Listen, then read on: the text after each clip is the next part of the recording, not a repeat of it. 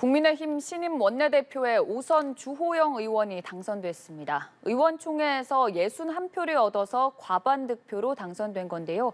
여러 가지 정치권 이슈들 짚어보겠습니다. 오늘 이 시간 김형준 명지대 교수, 최창렬 용인대 특임 교수 나오셨습니다. 어서 오시죠. 네, 안녕하세요. 네. 우선 국민의힘 원내대표 얘기부터 해보자면 주호영 의원이 앞으로 또 원내대표로서 국민의힘을 이끌어가게 될 예정입니다. 일단은 뭐 안정 속에서 위기를 수습하겠다는 그러한 방점이 찍힌 것 같아요. 네. 근데 다만 추대를 하는 게 아니냐라고 하는 그런 관측 속에서 양자 대결 구도가 있었지만 실제로 이용호 의원이 생각보다 굉장히 표를 많이 얻은 것 같아요. 두 가지 의미가 있다고 하나 봅니다. 하나는 여하튼 간에 국민의힘이 뭔가 이 위기를 극복해서 변화를 줘야 된다. 그 변화의 방점에는 이용호, 안정의 방점에는 주호영 신임 원내대표에다가 무게감을 주지 않았나 생각이 좀 들고요. 두 번째는 결국은 자녀 임기만 채우겠다라고 하는 것도 보면은 굉장히 위기 상황이 한 번 원내대표를 했기 때문에 또다시 원내대표를 한다는 것에 대한 부담감이 굉장히 컸을 거라고 보고요. 여하튼 간에 지금 국민의힘에 있어서의 최대의 과제는 어떻게하나 이 당을 수습을 해서 안정적으로 국정을 운영하고 특히 정기국회 상황 속에서는 야당의 공격이 굉장히 아주 집중될 가능성이 크기 때문에 이럴 때일수록 이제 아마도 이제 경륜과 경험을 가진 원내대표의 역할이 더 크게 부각될 수밖에 없지 않겠는가 생각을 좀 합니다. 네.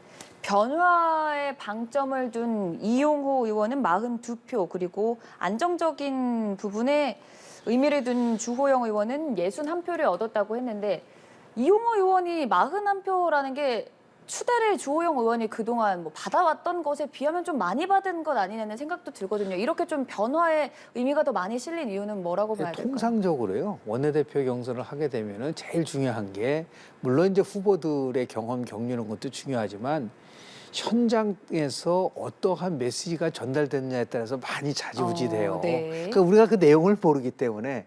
그런데 뭐 주호영 지금 신임 원내대표 경우에는 비대위원장 하다가 이제 지금 이제 다시 물러난 거고 또 더 나가서 또 원내대표를 한번 하신 분이고 하니까 이게 뭔가 변화를 준다는 것에 대한 그 메시지가 그렇게 많지는 않았을 거라고 봐요.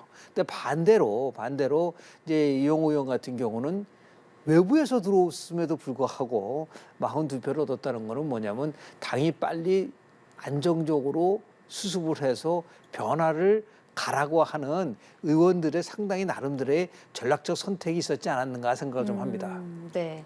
변화를 바라는 의원들의 마음이 좀 강하게 비춰졌던 이번 선거 결과가 아니었나 싶었다고 짚어주셨는데 어떻게 평가하시는지? 맞는 말씀인데 이용호 의원 표 제가 깜짝 놀랐어요. 네. 저렇게 나올 줄 몰랐어요. 저는 한 8대2 정도 네. 나올 줄 알았어요. 왜 제가 그 판단을 했느냐 하면 주호영 의원이 뭐 사실상 추대되는 분위기 아니냐 이런 얘기들이 많이 있었어요. 이용호 의원이 이제 출마 선언했습니다만 그리고 아무래도 주호영 의원을 뭐 친윤 그룹이다라고 얘기할 수는 없다 하더라도 바로 이제 얼마 전까지 비대위원장을 하면서 아무래도 윤석열 핵심 그룹 이른바 윤핵관 쪽과는 아무래도 시민정적인 가까움이 있지 않겠어요? 아무래도 그런 상황이기 때문에 꽤 표가 많이 나올 거다라고 봤는데 이용호 의원이 그야말로 다른 당에서 들어온 분인데 이 정도 표를 얻고도 호남이란 말이에요, 지역구가. 그런 상황이어서 꽤 놀라울 만한 일인데 이 얘기는 뭐 변화에 대한 것도 물론 있겠습니다만 최근에 벌어지고 있는 그 이른바 그 당내 이준석 전 대표와 그 이제 친윤 그룹 간의 이제 그 권력 다툼의 양상 이런 것들에 대한 그 국민의힘에 아직 목소리를 내지 못했던 의원들 최근에 뭐 초선들이 이제 중진들을 오히려 비판하고 그랬었는데 그런 의원들의 목소리가 좀 반영된 것 같아요. 그게 이제 변화라는 것과 직결될 수 있겠죠. 그러니까 뭔가 지금 당이 과도하게 친윤 그룹에 의해서 좌지우지된다라는 그런 나름들의 당내 여론이 있던 것이 아니었을까. 그러지 않고 이렇게 표가 차이가 적게 날 수가 없다고 저는 보거든요. 네. 그래서 주호영 의원 같은 경우야 워낙 온건하고 또 여야 막론 두루두루 신망이 두터운 분이에요. 꽤 알려진 분이고 말이죠. 게다가 정책의장도 했고 새누리당 때 그리고 미래통합당이 바로 전 당 이름이란 말이에요. 미래통합당에 또 원내대표를 했었고 말이죠. 그러니까 여러 가지로 뭐 검증된 분이에요. 그럼에도 불구하고 표 차이가 이렇게 적게 났다는 거는 향후 앞으로 이제 국민의힘의 향배에 대한 의원들의 메시지가 담겨 있는 거다라고 생각을 합니다. 이 부분을 잘 인지를 해서 주호영 원내대표가 일단 이제 정기국회를 잘 이끌어야 되지 않겠어요?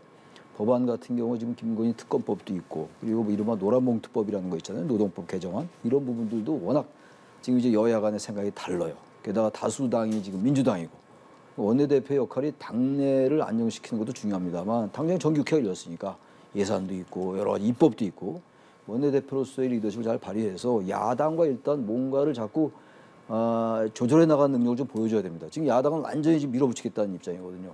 대통령의 지지율이 이렇게 좀 그렇게 높지 않기 때문에 저조하기 때문에 야당이 더욱더 이제 그렇게 갈 거예요. 게다가 이재명 대표 체제가 아주 강고한 체제니까 그래서 이제 새롭게 이제 선출이 됐으니까 주호영 원내대표가 당내 빨리 비대위 상황이 이게 어떻게 될지 모르겠어요. 이제 법원의 결정을 봐야지 하는 것이니까 그건 그때 또 하더라도 당에서 일단 야당과의 어떤 형태로든 간에 협치를 해야 된다라는 것. 이건 주호영 원내대표가 일단 국회니까 요즘 여야가 말이죠 국회임을 망각한 것 같아요. 자신들 당에 있는 거. 우리 이재명 민주당 같은 경우도 또 여러 가지 혐의 같은 것들이 있고 이러다 보니까 여야가 다 자신 당내 문제에 너무 이제 몰각돼 있는 측면이 있으니까 주호영 원내대표가 이제 그런 점을 인식하고 야당과 잘 협치해서 의논해 나가서 이렇게 하는 게 더 중요하다고 생각합니다. 네. 잠깐 언급을 해주셨지만 이번 6대4 표심의 결과에는 그 이전에 윤심이 반영됐다. 친윤에 대한 적대심을 가진 의원들의 마음이 좀 반영이 된 것이다 짚어주셨는데 이번에 어찌됐든 6대4로 주호영 의원이 원내대표로서 이끌게 됐고 여기에서도 다시금 윤심이 반영됐다고 보세요? 저는 뭐 정권 교체 이후에 국민의힘에 있어서의 반윤 세력이 얼마나 되겠어요? 거의 없습니다. 제가 손 뭐 꼽아봤자 한 10명 정도가 이준석 전 대표와의 관계 등등을 포함해서 비윤이라는 것이 맞는데 당 전체는 일단 특히 초선 의원이 63명인데요. 굉장히 많잖아요. 115명 중 63명이니까 거의 뭐 한 60% 이상이 이제 초선 의원들인데 이용호 의원 같은 경우도 뭐 반윤이라고 할 수가 있나요? 그러니까 예를 들어서 타당에 있다가 대통령 선거를 앞두고 국민의힘에 들어와서 결국은 왜 들어간 건가요?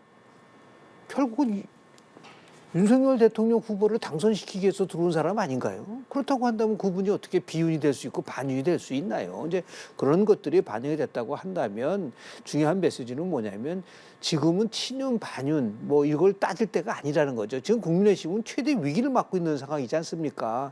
이거를 극복하기 위해서 오히려 이렇게 깜짝 선전을 한 것도 국민의힘의 입장에서 볼 때는 아주 잘된 결과라고 좀 봐요.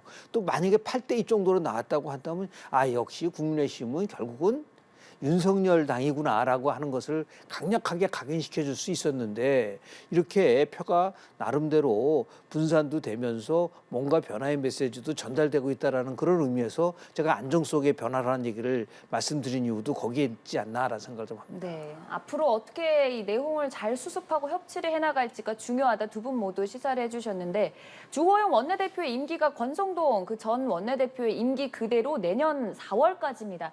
어찌 보면 상당히 짧은 시간일 수도 있고 이 부분이 의미하는 바가 있을 것 같은데요. 아무래도 이제 권성동 원내대표가 이제 그동안 많은 뭐 논란의 좀 중심에 섰었단 말이에요. 그리고 그 이제 자녀 임기 채우는 건 뭐 당연해요. 지금으로부터 또 2년 채우는 것보다 전 자녀 임기 채우는 게 맞는 것 같아요. 네. 그리고 나서 아무래도 새 체제가 들었을 겁니다. 비대위 체제라는 게 향후 이제 어떻게 될지 모르겠습니다만 언제까지 비상대책위원회로 갈 수는 없는 거 아니겠어요?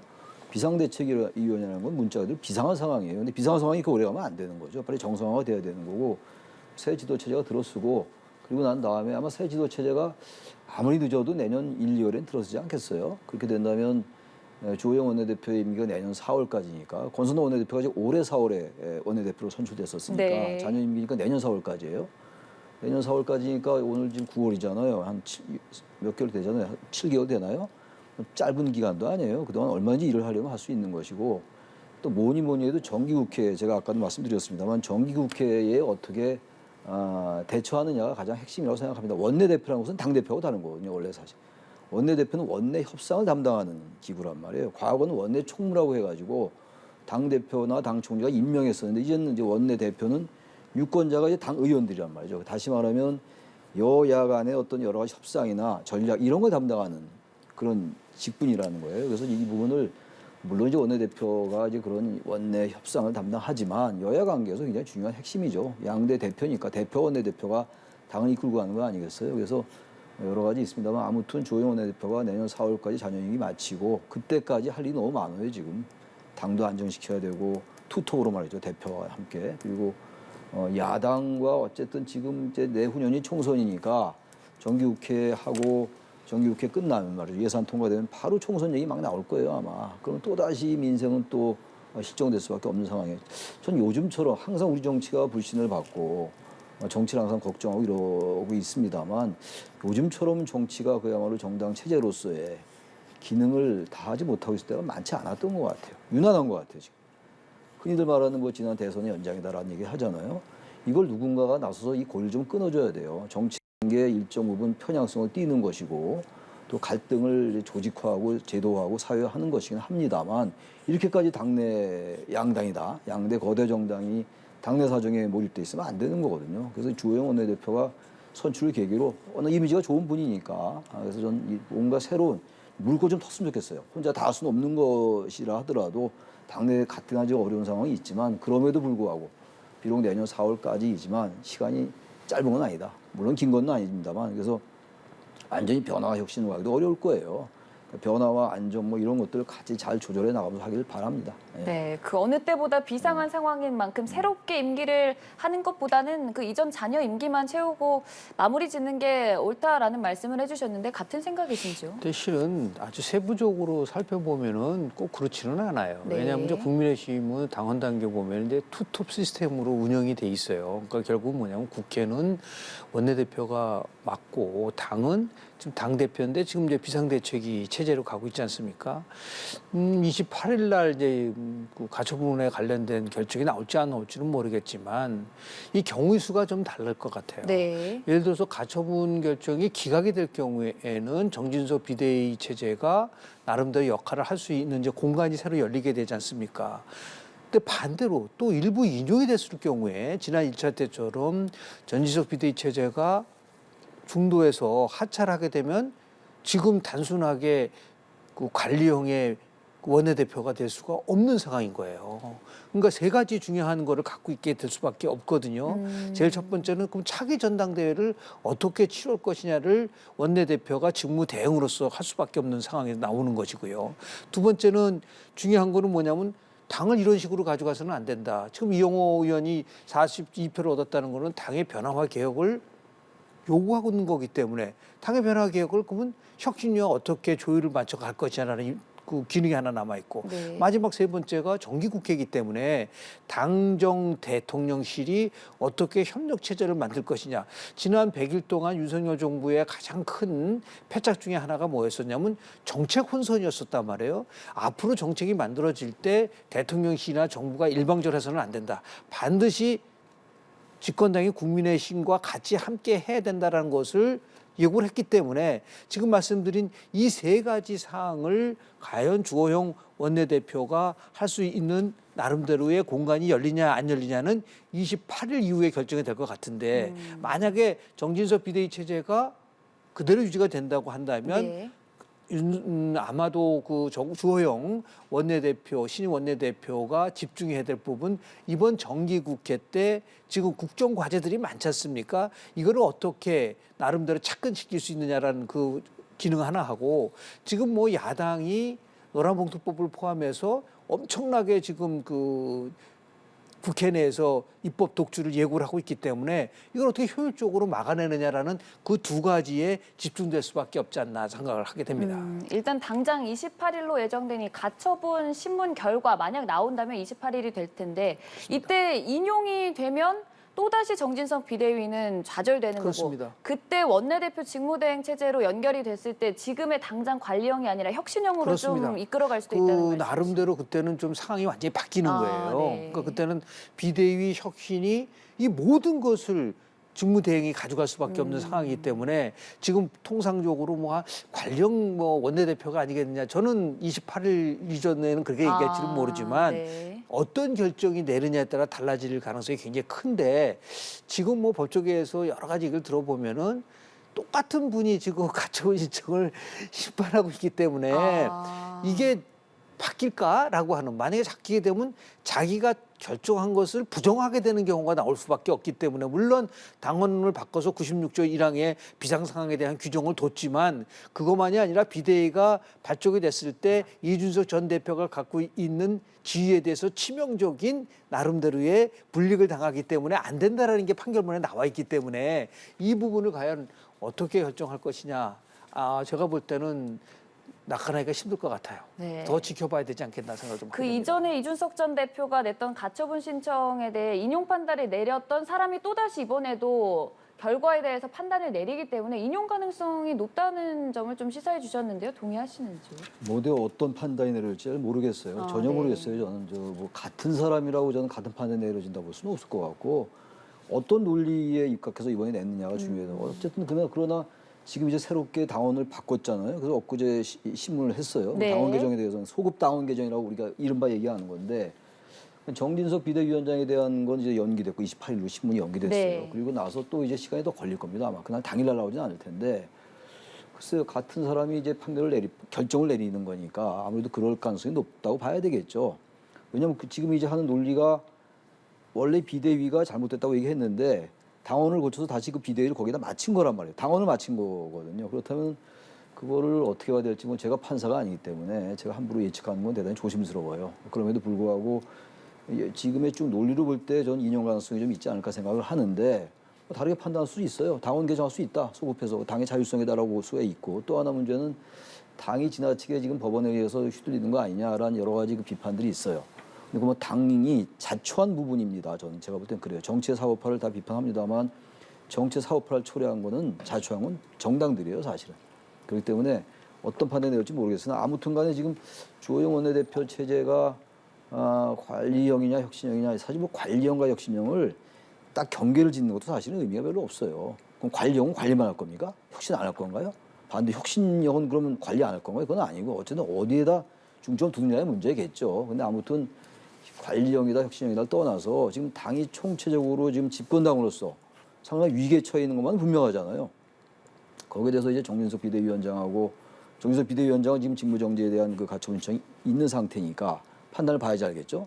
어찌됐든 그러나 이 원내대표는 뭐 더 이상 그 대상이 아니기 때문에 주호영 신임 원내대표가 이제 그런 것들 충분히 인지하고, 전 야당과의 협치는 굉장히 중요한 것 같아요.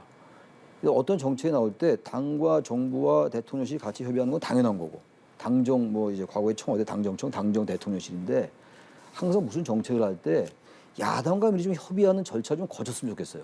그러한 것들을 완전히 제도화하기는 어렵다 하더라도 그럼 야당의 반발이 수그러들 거 아니겠어요? 근데 대체로 정책들이 야당과의 협의 없이, 요즘은 뭐 대통령실 내에서도 모르는 정책이 막 나오는 판이니까 이런 과정을 빨리 바꿔줘야 돼요. 이런 중심에 당이 좀 있어야 되고, 그 정당의 그런 것들 중심이면 당연히 원내대표예요. 그러니까 그런 것들, 야당을 뭔가 자꾸 이제 거대 야당의 힘을 믿고 자꾸 발목 잡기 하고 이렇게 비치고, 또 대통령이 어떻게 나올지 모르지만 또 대통령이 거부권 행사하고, 이건 정치를 하는 게 아니거든요. 아니, 다수의 힘을 믿고 무조건 통과시키고 대통령 권한을 거부권 행사, 이건 정치가 아니죠. 그건 다 할 수 있는 거죠. 그렇게 한다면. 그러니까 그걸 빨리 끊어야 돼요. 그 고리를. 그 야당과 미리 협의라고 이런 관행을 좀 완전히 정책은 어렵더라도 주호영 원내대표가 한번 해봤으면 좋겠어요. 그럼 야당이 계속 집권당의 정책을 반대하는 것도 한계가 있지 않겠어요? 근데 어쨌든 야당이 항상, 지금의 국민의힘이 야당일 때도 마찬가지였어요. 그때도 배제됐었고. 그러니까 뭔가 이번에 국민의힘이 집권을 했으니까 야당을 좀 끌어들이면서 뭐 내각에 끌어들인 거 이런 건 별개 문제라 하더라도, 그것까지 저는 뭐 아직은 시기상조라고 본다면 정책이나 입법에 있어가지고 야당을 충분히 끌어들일 수 있지 않느냐. 그건 어렵지 않을 것 같아요. 야당 원내대표가 만나면 되는 거니까. 꼭 영수회담을 통해서 무슨 뭐 대통령과 야당 대표가 만나는 게 능사가 아니고 원내대표끼리 자주 만나야겠고, 수석 원내대표 단들이 있으니까. 그럼 조금 야당과 여당과의 이른바 협치라는 게 다시 부활할 수 있는 하나의 단초가 열리지 않겠냐. 저는 그게 가장 중요할 것 같아요. 네, 앞으로 야당과의 협치를 어떻게 잘 풀어내느냐가 관건일 것이다. 다시금 짚어주고 계시고, 그를 위해 또 나아가는 데 있어서 당장 28일에 가처분 인용 결과에 대한 부분이 지금 정치권에서 모두가 주목하고 있는 부분 중 하나인데, 이런 상황에서 국민의힘 윤리위가 이준석 전 대표에 대한 다시금 추가 징계 절차 개시했거든요. 적절하다고 보시는지요? 의원총회에서 그 추가 징계에 관련된 거를 건의한 적이 있지 않습니까? 네. 그 당시에 이왕이 윤리위원장 포함해서 뭐 존중하겠다는 얘기를 한 거죠. 그래서 오늘 28일 날 예정된 거를 긴급적으로 윤리위를 개최해서 이제 결정한 거라고 좀 보는데요. 두 가지 함의가 있다고 저는 봐요. 하나는 지금 빨리 이 부분에 대한 당의 내용을 수습하지 않으면 결국은 국민의힘이 국민들로부터 점점 멀어지는데, 다만 최근에 보면은 국민의힘의 당당 지지도가 민주당보다 높은 여론조사 결과도 있고, 또 어떤 여론조사 결과를 보면은 민주당이 훨씬 높은 조사 결과도 있지만 많은 조사 결과에서 국민의힘이 그래도 민주당보다 조금 높게 나오는 결과가 좀 많아요.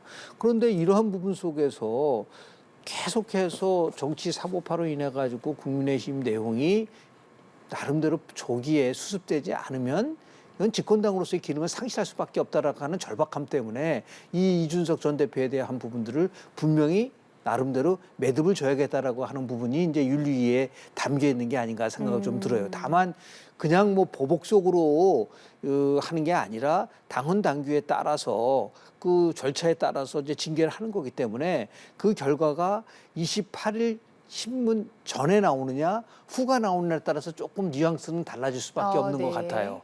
만약에 법원의 판결 전에 딱 제명을 포함해서 강도 높은 탈당 권유라든지 이런 게 나올 경우에는 결국은 가처분 신문에 뭔가 영향을 주기 위해서 한 게 아니냐라고 하는 오해를 받을 여지가 있는 것이고요.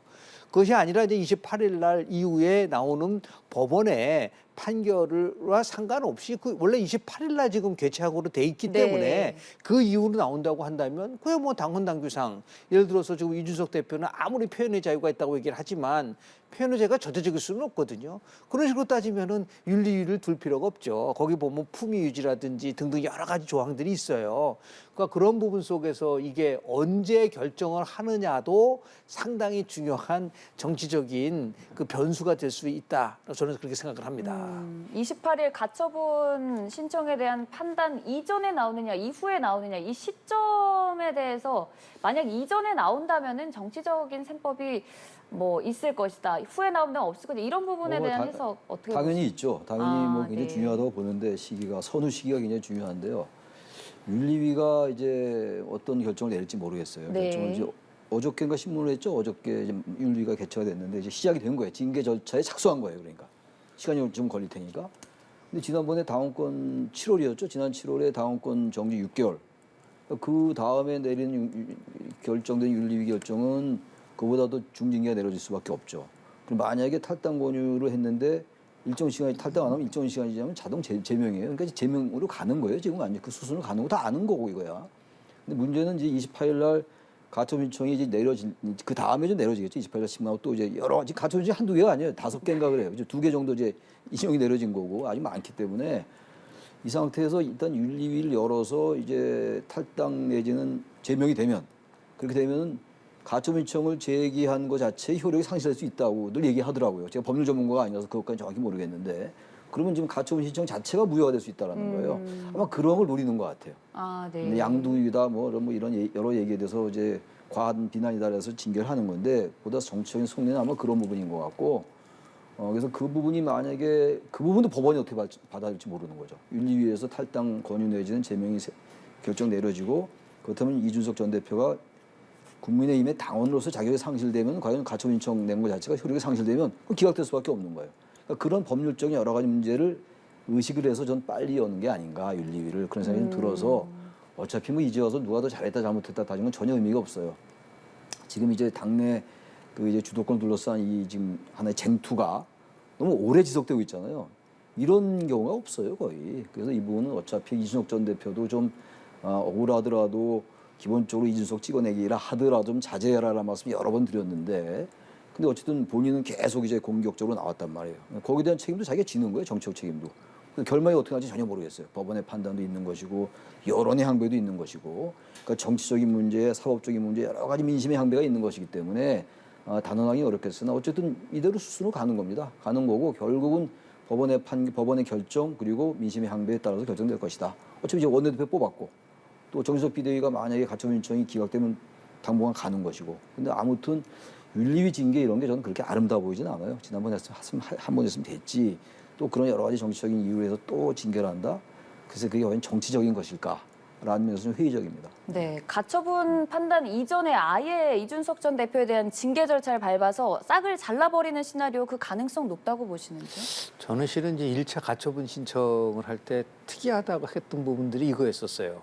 개인적인 생각이니까 이준석 전 대표가 가처분 신청을 하면서 본안 심리까지도 요청을 했거든요. 네. 그래서 보통 그렇게 안 하거든요. 이제 가처분 신청 결과를 보고 나서 하지만 미리 같이 해버렸어요. 그런데 법원의 판결을 보니까 절차상에 있어서의 문제는 없으나 비상 상황이 아니다라는 거를 얘기를 하면서 일부 인용한 거예요. 전부 인용한 게 아닙니다. 네. 근데 그 일부 인용의 핵심이 뭐냐면 본안 심사가 끝날 때까지 직무를 정지한다는 거예요.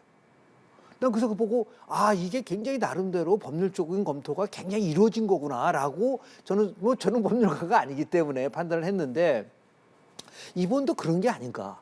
만약에 가처분 신청 판결 이전에 탈당 권유 제명이 나오게 되면 이게 지금 말한 대로 가처분 신청 자체가 무효라는 것으로 나름대로 해석할 수 있는 여지가 있다고 한다면 저는 가처분 신청 심판을 할 법원에서도 이 부분에 대한 부분들을 고려하지 않을 수가 없는 상황이 올 수 있는 거.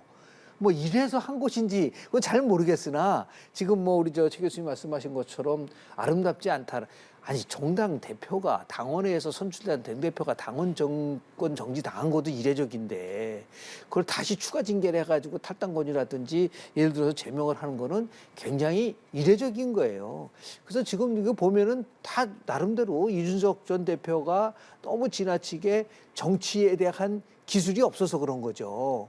그런 의미에서 보면 뭐 여러 가지 얘기를 하고 있지만 한국 정치가 특히 정당이 저는 돌연변이 이 정치를 하고 있는 것 같고 민심은 아무런 상관이 없는 뭐 외딴 섬에서 갈라파고스 섬에서 혼자 예를 들어 지금 협치를 얘기하셨지만 민주당은 지금 협치가 안 들어와요. 이재명 살리기에 모든 혈안이 집중돼 있기 때문에 협치는 없다라고 생각을 하고 있고 국민의힘은 국민의힘 나름대로 이 내용 때문에 정신이 없고 이 두 거대 여야 정당이 이런 식으로 갔기 때문에 결국은 정당이 국민으로부터 부심받고 민생이 멀어져 가고 있는 너무나 안타까운 이 부분이 빨리 어떻든 간에 종식될 수 있는 계기가 좀 마련됐으면 좋겠다라는 생각을 좀 합니다. 네, 참 여러 가지 혼란 속에서 일단 국민의힘 윤리위는 추가 징계 절차에 착수한 상황이고 국민의힘 당원 당규상 추가 징계를 하려면 그 이전에 이준석 전 대표가 받았던 당원권 정지 6개월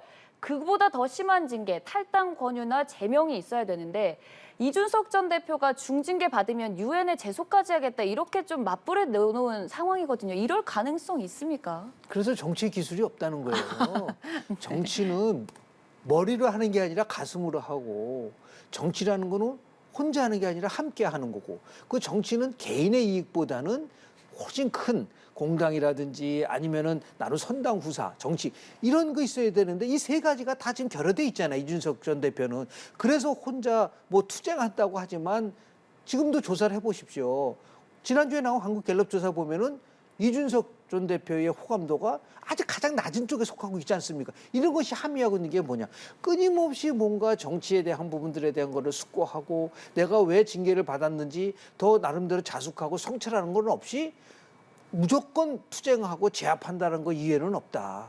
그게 무슨 유엔에 가가지고 보고해서 나름대로 할 정도로 자신에 대한 여러 가지 불미스러운 것에 대한 것들은 왜 반성 안 하죠? 이런 공격을 받을 수가 있단 말이에요. 저는 그거는 굉장히 하책이다라고 저는 봅니다. 같은 생각이신죠?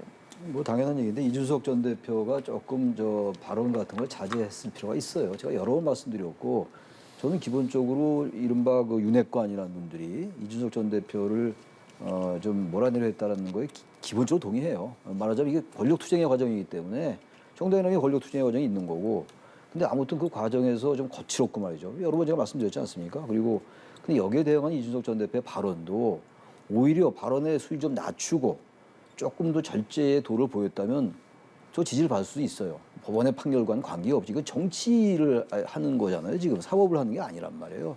이준석 전 대표는 또 나름의 스타일인 것 같아요. 자신의 스타일로 여기까지 왔기 때문에 그 스타일로 가는 건데 그래서 제가 말씀드렸잖아요. 그 책임은 오로지 자기가 지는 거예요.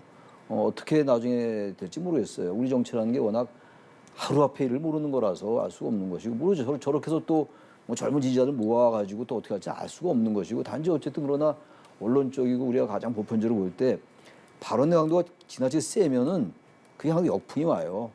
동정표라도 있는 동정표라는 것도 있는 것이기 때문에 저는 이준석 전 대표의 발언 같은 것들은 저는 좀 과도했다고 보고 굳이 그런 발언을 안 하더라도 얼마든지 논리적으로 공격할 수가 있는 건데 그런 아쉬움이 있고 그렇다고 또 바로 또 징계에 착수하는 국민의힘도 그러다 보니까 이 양비론을 할 수밖에 없어요. 그 이유가 도대체가 이 여야 정당들이 우리 일반 제3자 우리 전화 김 교수 분이 제3자적 관점 아니겠어요? 제3자적 관점으로 본다면은 너무나 아쉬운 게 너무 많은 거예요. 이준석 전 대표도 조금 발언을 좀 수위를 좀 낮추고 국민의힘도 좀 절차를 조금 더 유연하게 가져가면 어떨까 하는 생각이 드는데 이게 권력 투쟁의 과정에다 또 이제 공천이 걸려 있고 이러다 보니까 그래서 결국은 공천이에요. 공천권 누가 가냐? 당 지도부가 갖고 있거든요. 이거를 고치지 않으면 맨날 이런 얘기 해봐야 되돌이표다. 그런 말씀 또 다시 한번 드립니다. 네. 참 갑론을박이 오고 가는 상황인데 이번 사태의 시초죠. 이준석 전 대표를 둘러싼 성접대 의혹과 관련된 경찰 수사가 이르면 이번 주 중에 결론이 나올 수도 있습니다. 그 결과 어떻게 전망하시는지요? 뭐 내용을 어떻게 담느냐에 따라 달라지겠죠. 그 뭐 공소시효에 대한 문제만 볼 거냐, 아니면은 실제 사실관계에서 접근할 거냐라는 거죠.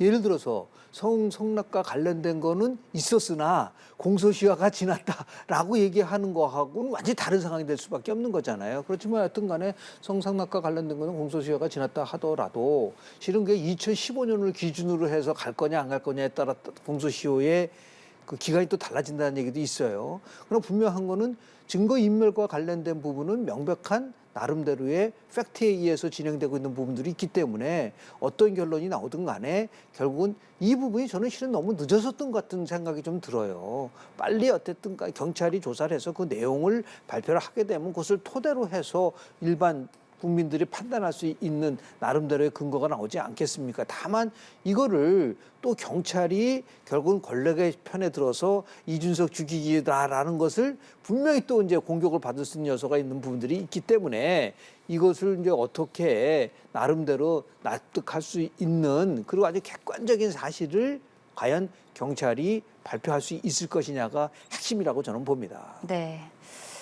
일단 당장 28일 그 전후로 참 큰 변수들이 많이 나올 것 같습니다. 관련 내용은 또 추가적으로 들어오는 대로 얘기를 해보도록 하고 지금 국회에서는 오늘부터 나흘간 대정부 질문이 이루어지고 있는데 참 논란이 많습니다. 그중 가장 뜨거운 문제가 영빈관 신축 문제 아니겠습니다. 논쟁이 지금 뜨겁게 이어지고 있는데요. 영빈관 그 문제도요. 제가 아까 야당과 협의 논의 뭐 이런 얘기 했잖아요. 물론 야당이 지금 이재명 대표 구하기 때문에 정신이 없다 하더라도 이쪽에서 미소를 띄우면 이쪽도 미소로 답할 수밖에 없어요. 그러니까 이 지금 영빈관 그 문제도 마찬가지예요. 이 부분도 굉장히 중요한 문제잖아요. 대통령실 이전이라는 게 지금 대선 때부터 이슈였고 대통령 취임하고 난 다음에도 계속 얘기가 되고 있는 거 아니에요, 지금? 논란의 중심에 있어요, 대통령실 이전 문제가. 그리고 아닌 게 아니라 윤석열 대통령이 얘기했던 그 496억보다 더 많이 들어가고 있잖아요, 어쨌든.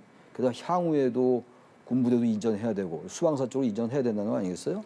그 돈이 또 들 거고 말이죠. 이런 상황이라서 이 영민관 문제, 뭐 그걸 다시 짓는 문제는 저는 이게 보도에 의하면은 대통령실 수석들도 몰랐다고 그러잖아요. 근데 누가 도대체 이걸 추진했냐고요. 그럼 이런 878억이면 적은 돈이 아닌데 지금 누가 그런 얘기 했더라고요. 여당의 어떤 인사가 기초자치단체 저기 청사 짓는 것도 수백억이다. 그렇게 얘기할 건 아니죠. 그렇게 접근하면 뭘 얘기를 어떻게 하겠습니까? 전 그런 식의 논리적 접근은 맞지 않는다고 보고 적어도 878억 하려면 야당이 가뜩이나 이 부분에 대해서 민감하잖아요. 그럼 야당에 대해서도 이런 부분을 좀 얘기해보고 공론화 과정을 좀 거치고 여권 내에서도 충분히 상의된 다음에 예산에 반영했으면 이 정도 반발이 안 왔을 거예요. 근데 그런 과정이 생략됐단 말이에요. 그런 정책 과정이라는 게 어떻게 지지를 받을 수가 있겠냐고요. 그러니까 대통령이 6시간 만에 철회하고 이건 결국 윤석열 대통령에게 정치적 부담을 지어주는 거거든요. 전 다른 건 모르겠는데 뭐 끝났어요. 영빈관 신축 문제는 없어졌습니다만 왜 영빈관 신축 문제가 제기되는지 좀 반드시 따져서 책임을 물어야 될 것 같아요. 어떤 세력이나 어떤 사람들을 위해서 이것이 논의됐고 결정됐는가. 그 결정 과정. 이거 굉장히 중요하다고 봐요. 그렇지 않고 또 넘어가면은 또 대통령실에서 또 다른 사안이 왔을 때 또 이렇게 처리되면 안 되는 거 아니겠어요? 아니 대통령실 수석이 모르고 영빈관을 그걸 그렇게 858을 기재부에다 얘기해서 예산에 반영할 수 있는 거예요? 잘못된 거죠. 당정 대통령실조차도 이게 논의가 안 됐다라는 거예요. 이 중요한 얘기를. 근데 어떻게 국민들의 지지를 받을 수 있겠어요? 아무리 영빈관의 신축이 필요하다. 숙소가 없기 때문에 외빈 숙소가 없으니까 빨리 같이 해야 된다라는 걸 동의를 이끌어내려면 충분히 공론화 과정이 있어야죠. 그렇게 급한 겁니까? 영빈관이 당장 없으면 지금 뭐 대한민국 외교가 안 되는 건 아니잖아요. 그럼 그런 거 왜 그런 과정이 생략되냐고요. 절차의 문제는 굉장히 중요한 거거든요. 야당 가뜩이나 지금 다수당인데 게다가 예산이 반영돼야지 되는 거 아니겠어요? 대통령 영으로 할 수 있는 게 아니란 말이에요. 근데 우리 야당과 협의도 없고 여권 내에서 몰랐다? 이거는 분명한 정책적 실수, 과정의 실수가 있기 때문에 이건 반드시 밝혀야 돼요. 전 책임져야 된다고 생각합니다. 이 어떤 과정에 의해서 결정됐는가를 반드시 밝히고 국민에게 소상히 설명해라. 제가 그 말씀 드리는 겁니다. 네, 그 과정이 너무 갑작스러웠다는 비판과 함께 그럼 누가 이렇게 영빈관 신축을 추진을 했느냐는 질문을 하셨습니다. 대정부 질문의 기능과 상임위의 기능은 좀 달라요. 네. 대정부 질문이라고 이제 대통령제하고는 대한민국에만 유일하게 있는 건데 그 정치 분야라고 하는 것을 이런 김건희 여사와 관련된 부분을 확인되지 않은 상황 속에서 공격을 하고 이쪽은 날조라고 얘기를 하고 있는데 이게 국민의 민생과 도대체 무슨 관계가 있는 거죠? 정 필요하다면은 국정감사도 있고 그리고 대통령실이라는 게 국회 운영위원회가 있어요. 운영위원회에서 이 부분에 예를 들어서 지금 신축 추진 자체가 졸속이기 때문에 문제가 된다. 근데 지금 추진하지 않기로 지금 하기로 했다고 한다면 물론 그 과정 속에서 어떻게 되냐에 대한 문제 제기를 있을 수는 있겠으나 이게 예를 들어서 지금 우리가 절실하게 요구하고 있는 이 경제 문제라든지 외교 안보 문제라든지 이걸 다뤄야 될 대정부 질문에서 이게 핵심이 돼야 되느냐. 아마도 제가 볼 때는 또 내일 아침 신문에 모든 거는 이 부분이 또 이제 차지하게 된다고 한다면 저는 그런 대정부 질문으로서의 가장 핵심적인 기능을 못하고 있는 거라고 볼 수밖에 없는 거기 때문에 무시하라는 것이 아니라 그만큼 모든 정책 결정 과정이 투명하게 이루어지는 부분들에 대해서 굉장히 우리가 중요하게 여기는 부분들이 많아요. 다만 민주당은 뭐 따져보면은 문재인 정부 때는 뭐 어마어마하게 진짜 조사해야 될 부분이 많지만 그렇다고 해서 또 문재인 정부 쪽 거 가지고 공격을 하면은 이게 양비론 쪽으로 갈 수밖에. 이거는 정치의 후진성을 그대로 보여주는 거기 때문에 한 발짝 좀 물러서서 정기국회 때에 대정부 질문을 할 정도면 그 수준에 맞는 다른 임시국회 때의 대정부 질문도 아니고 정기국회 때의 대정부 질문에 맞게끔 걸맞게 국민들이 정말 듣고 국민들에게 희망과 꿈을 줄 수 있는 그런 대안이 나올 수 있는 대정부 질문 제도로 바뀌었으면 좋겠다라는 건 제 개인적 생각입니다. 대정부 질문에서 다뤄질 사안은 아니라는 말씀이신데 민주당은 계속해서 김건희 여사가 관여를 했다고 보는 건가요? 민주당은 이 부분을 이제 제가 아까 말씀드린 것처럼 왜 이 중요한 이 사안이 이렇게 조수로 결정되느냐를 따져야 되는데 그것보다는 김건희 여사에만 초점을 맞추는 거예요. 그건 전 바람직한 상태는 아니라고 네. 봐요. 그게 이제 야당은 아마 지금 김건희 여사가 여권의 약한 고리로 보는 것 같아요. 또 많은 논란이 있었던 게 분명한 사실이고 그렇다고 하더라도 정책 과정을 문제 삼아야지 아무런 근거가 없는데 물론 서울에서 무슨 영빈관 옮길 거야 뭐 그 말을 했다는 거 아니에요? 녹취록에 김건희 여사가 그걸 가지고 이거 전부 김건희 여사 지지했다고 단정하면서 공격하는 건 정치 공세예요. 이렇게 하지 말고 논리 가지고 따지라 이거예요. 논리 가지고 왜 여당은 왜 당신 여권들은 이렇게 중차대한 문제를 아무런 협의 없이 대통령실 내에서는 몰랐다는 거 아니에요? 이렇게 따지고 들어가야죠. 이걸 김건희 여사 지시한 거 아니냐? 이런 식으로 자꾸 대통령 부인에게 물론 이제 김건희 여사에 관련된 논란이 많이 있었으니까 야당은 바로 그 부분을 공격해서 물론 정책 이익 같은 걸 어디로 하는 건지 모르겠으나 전 그건 올바른 태도는 아닌 것 같아요. 이 자체 정책 과정을 문제 삼아야죠. 자꾸 특정 대통령 부인을 가지고 여기에 담으면 특정한 근거는 없는 거 아니에요? 근거를 가지고 얘기하든가. 그건 저는 야당으로 잘하는 행태는 아니라고 생각해요. 네. 참 그 후폭풍이 지속되는 모습인데요. 교수님 말씀처럼 내일 아침 신문에 또 민생을 살피는 네. 의원들의 모습이 많이 등장하길 바라면서 오늘 말씀 여기까지 들어보도록 하겠습니다. 지금까지 최창렬 용인대 특임 교수, 김영준 명지대 교수와 함께했습니다. 고맙습니다. 네, 고맙습니다.